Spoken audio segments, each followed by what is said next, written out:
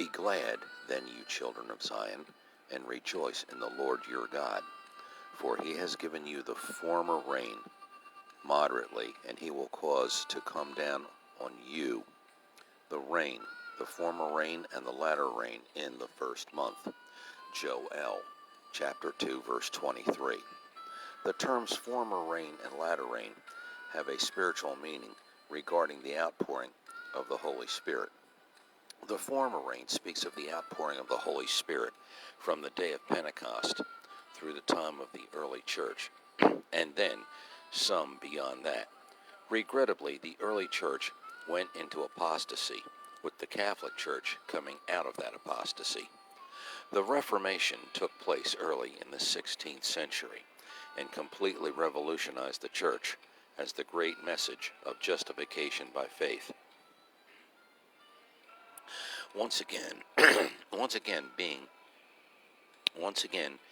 began to be preached. During a period of several centuries, very few people were baptized with the Holy Spirit. In fact, very few people were saved. The gospel was successfully cut off from the people, which plunged the world into what is known as the Dark Ages. During that time, the Catholic Church was supreme. During that time, untold thousands were tortured to death because they refused to give allegiance to the Pope. But at the Reformation, things began to change. At approximately the turn of the 20th century, the latter rain outpouring took place and continues to this hour. From that time until the present, millions have been baptized with the Holy Spirit with the evidence of speaking with other tongues.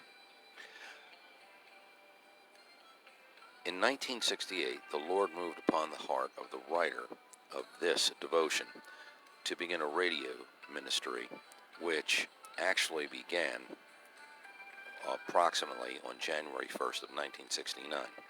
It was a 15-minute program that aired Monday through Friday, which was called the Camp Meeting Hour.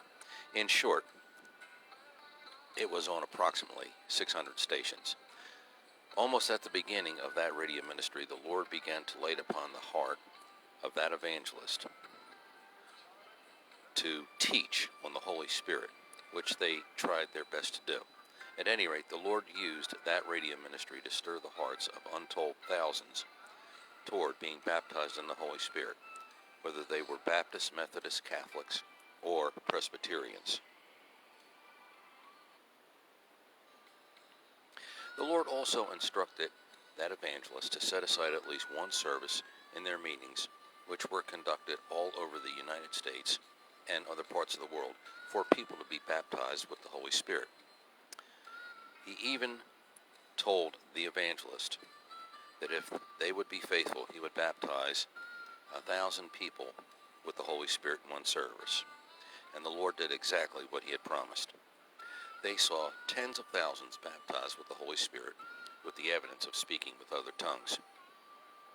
It was in a meeting in New York City and at Madison Square Garden where the Lord did that which he told that particular evangelist that he would do, regarding 1,000 being baptized in one service.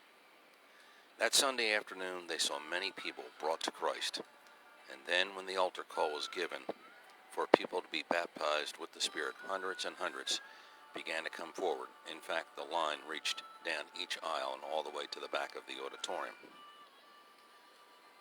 There was a mighty moving of the Holy Spirit, and many hundreds were filled with the Spirit. It was the next day that the Lord spoke to the heart of that particular evangelist, informing them that over 1,000 people had been baptized with the Spirit in that service. And the Lord fulfilled exactly what he promised that he would do. At this time, nearly 20 years or more after that occasion, the church desperately needs an outpouring of power from on high. Acts chapter 2, verses 1 through 4.